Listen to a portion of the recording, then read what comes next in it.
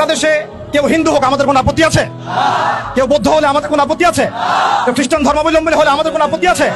কেউ যদি নাস্তিকও হয়ে যায় আমাদের কোনো আপত্তি নাই।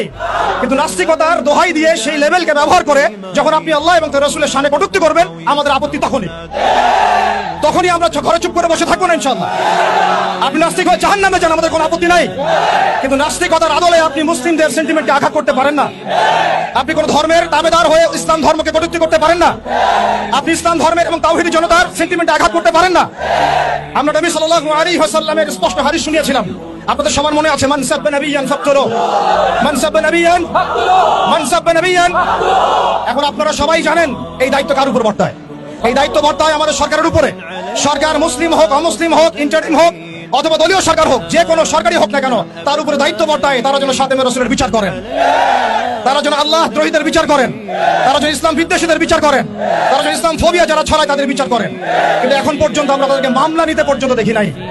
আমাদের ভাইরা থানায় থানায় ঘুরেছেন, মামলা নেওয়া হয় নাই। এই তথাকথিত গণতান্ত্রিক আইনের এবং এই তাগুতি সিস্টেমের মার পেছে শাতেমে রাসূলের মতো স্পর্শগত ইস্যুতে মামলা নেওয়া হচ্ছে না। তাহলে কি আমরা এটা প্রমাণ করেছেন আপনারা তাহলে যে তাগুতি বিধান কখনোই সাম্য এবং ইনসাফ কায়েম করতে পারে না? আপনারা নিজেরাই প্রমাণ করেছেন যে তাগুতি বিধান এবং মানব রচিত সংবিধানগুলো, আইনগুলো কখনো মুসলিমদের সেন্টিমেন্টের পক্ষে আসতে পারে না। তারা কখনো শাতেমে রাসূলের পর্যন্ত বিচার করতে পারে না। তারা আল্লাহ দ্রোহীদের বিচার করতে পারে না। তারা ইসলাম বিদ্বেষীদের কোনো বিচার করতে পারে না।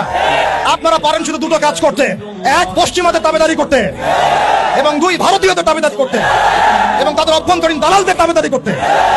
অতএব আমরা আবারও সতর্ক করতে চাই, এই সুস্পষ্ট হাদিসের উপরে আপনারা আমল করুন, অন্যথায় তাওহীদি জনতা শরিয়া আইন বাস্তবায়ন করার প্রক্রিয়ার দিকে হাঁটবে ইনশাআল্লাহ।